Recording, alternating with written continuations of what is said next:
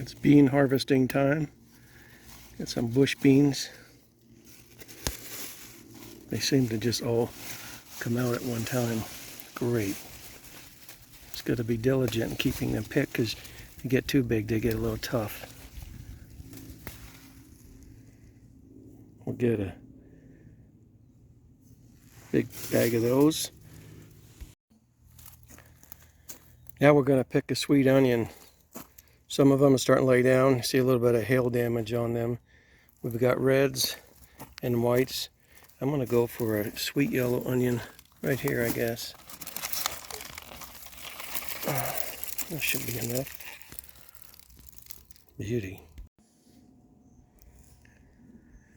We have a really big bed of red potatoes. I cut a lot of the greens back because we started to get leaf spot. It was just too dense.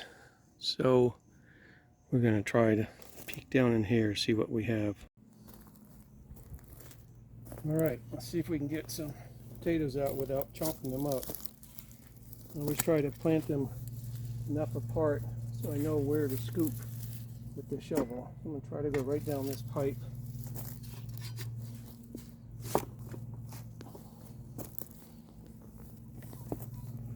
One.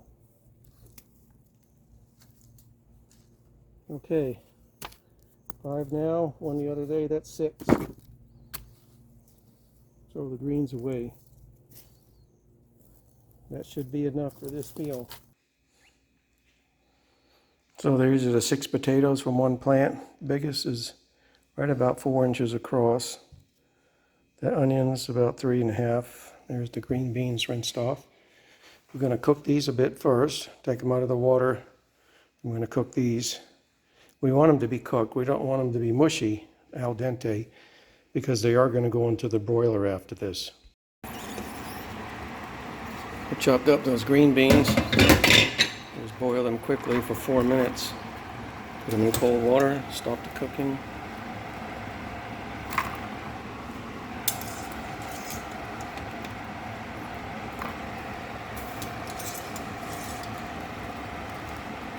So bright and green still, fresh as can be. Make sure they get down in there.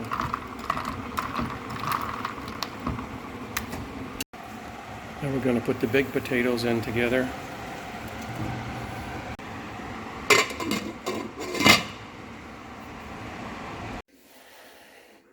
I did cook these for 20 minutes and then I turned the water off. I just let them sit in the water until they're done the way I want them. The biggest one still needs a couple more minutes. I'm going to leave it in there. We've got the sweet white onions chopped up, rough cut. I like a lot of them. You can rinse them under cold water if you want to, if you still think they're too sharp. Green beans are drying out. Okay, I'm going to oil this pan up on the sides with olive oil. And then I'm going to put a little butter in here. How much oil or butter you put in there depends on the type of protein you use. I'm going to use a beef sausage. You can use strips of bacon or strips of turkey bacon. Some of them emit a different amount of grease, oil. It's up to you. Put the potatoes, chop them up a little bit bigger than bite size in a pan. We can broil in, spread out the green beans on top. And we're going to put some onions on top of that. We got the onions, make sure they're flattened out and not in chunks because you want them to cook a little bit, but you don't want them to be raw. Unless, of course, you like it like that. Flatten it out. I'm not big on salt. I will put a little bit because some people like it. You can salt your own food. Put some black pepper on here too. We've sliced up the beef sausage, and by us, we want as much of their fluids to come out as possible. We're going to cook this on broil, and usually the amount of time you would cook is if you put raw pork or chicken bacon on the top, however long it takes to cook that in a broiler. And the juices will go down inside the potatoes and onions and green beans.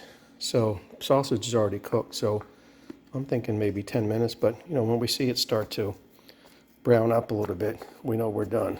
Push it all down. we're ready to go. Almost forgot the butter. Just a little bit of butter.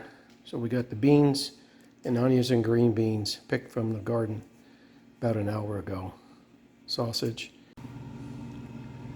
I have the broiler on low and on the top rack when they're cooking. Keep an eye on it. I'm thinking about 10 minutes. I'm going to turn the sausage over.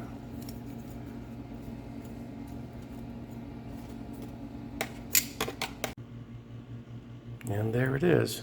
I put a little bit of dried parsley on the top,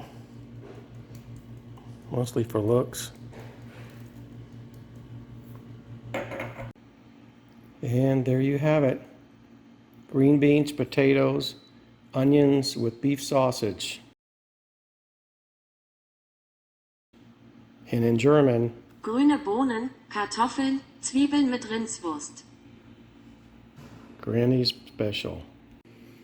You got the applesauce to go with it. Some people like a little ketchup. I like a little Swiss mustard on mine. Sausage.